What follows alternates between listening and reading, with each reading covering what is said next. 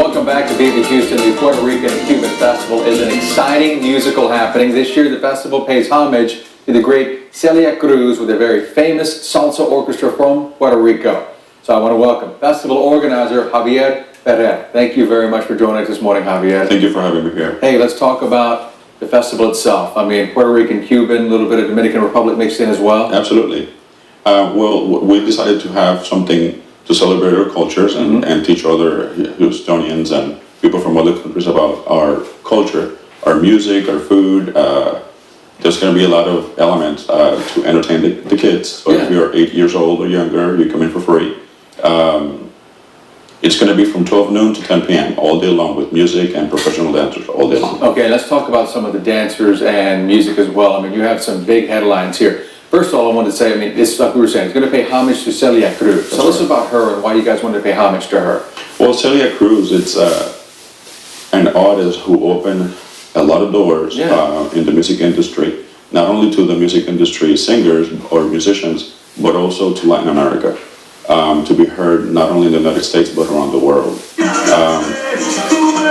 Celia Cruz sang also with Fania Records and Fania All Stars. La Sonora Ponceña, Papelucas de la Sonora Ponceña are going to be here. Now they're well known. Absolutely, they're living legends. They are co-pioneers of the salsa music and Latin dance. Okay, all right. Now, we're going to have other groups performing as well. I mean, there's going to be a lot of groups playing? Yes, we have a lot of local groups, and I'm going to mention a few of them. Janel Pino con Orquesta de Timba, Grupo Caché, Rectorado del Son, Angelucci Copacabana.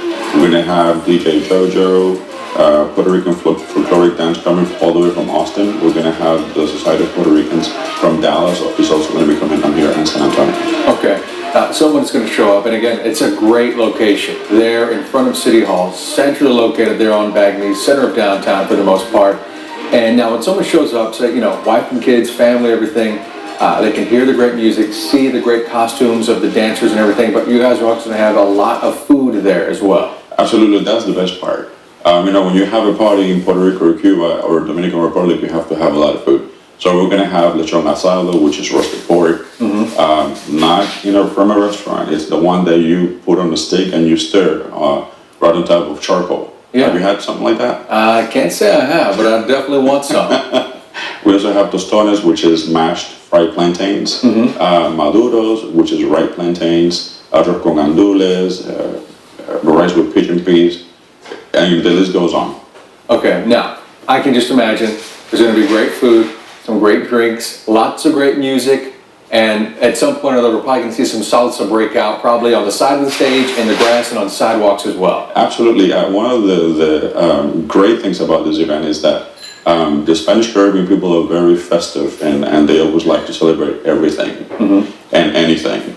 So they bring their instruments. The audience brings the instruments, like the congas, the bell, the maracas, and the güiros. So it's going to be a lot of music all day long. Yeah, and salsa, I think it's got a pretty nice fan base here in the Houston area versus a lot of people who like to dance, as well as a lot of salsa clubs that have popped up around Houston as well. Absolutely. That's one thing that we're very grateful for. 10, 20 years ago, there was only one place, and I think everybody, the salseros out there, know that was Elvia's. Today we have many salsa clubs and many salsa instructors. Have you taken salsa classes? A long time ago. I need to do it again. All I remember is quick, quick one, quick, quick two. So I need to brush up. We need to polish it up a little bit. Yeah, and one thing I want to take on real quick is, I mean, as an organizer, you created this event. It did not exist until you brought it about a few years back. That is correct. And what brought you to that point? Well, it was something that it was instilled in me, I guess, when I was being brought up in Puerto Rico and partly in Pennsylvania after 10 years old.